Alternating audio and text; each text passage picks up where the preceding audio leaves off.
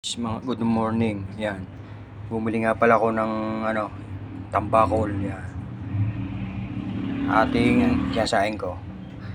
Parang yung tawag yata sa iba ay papaksiw, pero sa amin dito sa Batangas, sinaing. Sinaing na tambakol, yan.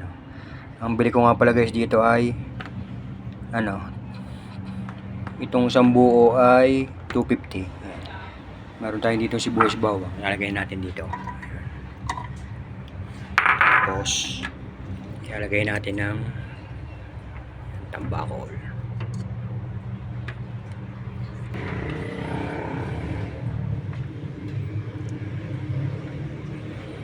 Guys, ang ginagawa muna namin dito guys ay suka muna nalagay ko dyan. Suka.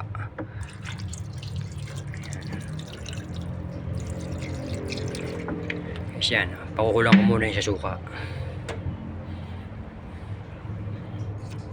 Suka. Pakukulang.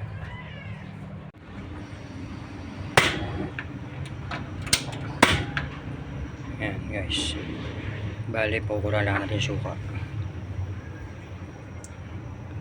Pero lalagyan ko yan ng asin.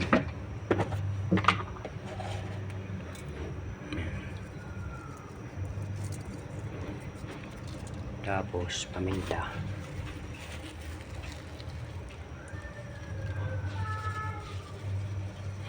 Masarap dito guys, maraming paminta. Pag kayo magkasaing ng isda, dadamihin yung paminta, masarap. Tapos guys, lalagyan ko pa yan ng luya. Magagayat lang ko, konting luya lang, papatanggal na lansa. Luya, konti lang. Hayaan nating sumulak. Tapos wala na yung suka, saka natin lalagyan ng tubig. Tatakloban muna natin guys.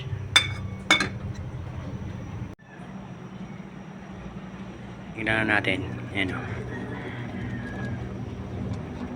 Surak na. Lalagyan lang natin ng magic sarap. Guys, yung luya, nasa inyo na yon kung gusto nyo maglagay. Yung iba kasi hindi naglalagay. Nasa inyo na yon kung gusto nyo o hindi. Yung suka ay atin lang higahin. Ayan. Tapos saka natin lalagyan ng tubig pagka medyo higa na yung suka. Yan nga pala guys yung bike ko. Ayan. Naka-stock. hindi ko nagagamit. Ilang araw na. Ayan guys yun.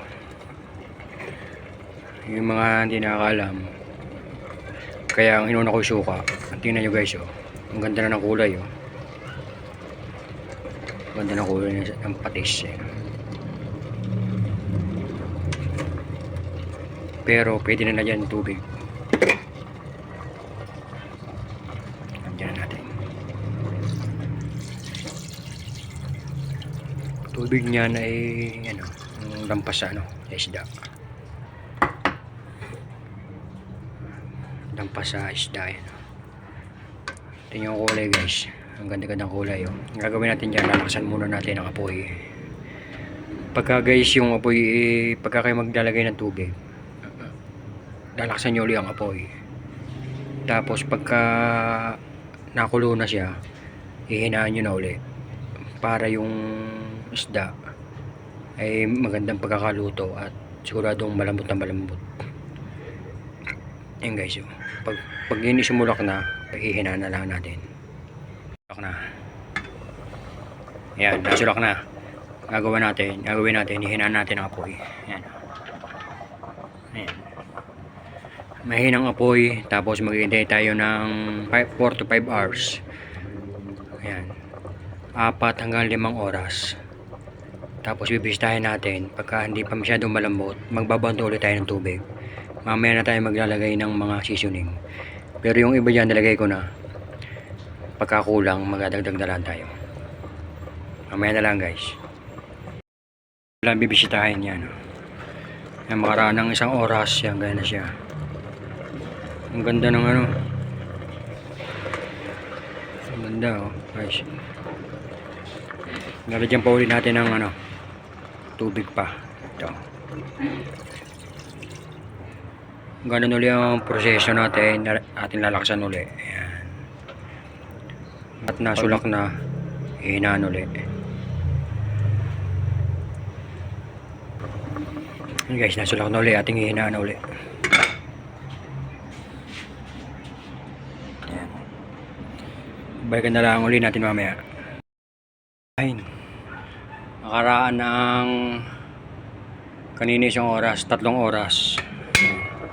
Ayan na siya ngayon. Oh. Napakaganda ng kulay. Guys, tinigman ko na, masarap na. Tapos maglalagay lang tayo ng hindi ako nakabili ng ng taba ng baboy, tsaka isa pa.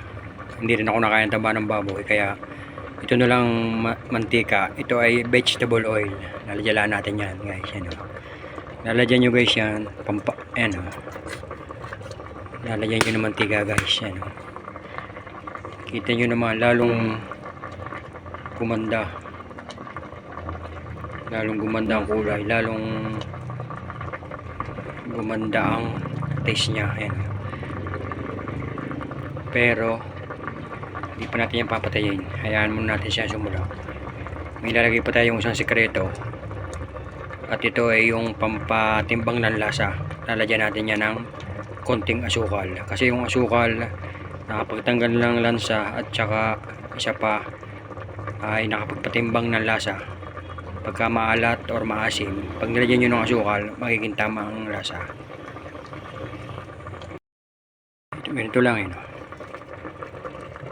Medyo konti lang. Huwag nyo masyadong dadamihan kasi dinamihan nyo, medyo matamis na yan. Hindi na masarap yan. Okay siya. Wow, napakabango. Ang bango guys. Kung maamoy nyo lang, tikman natin.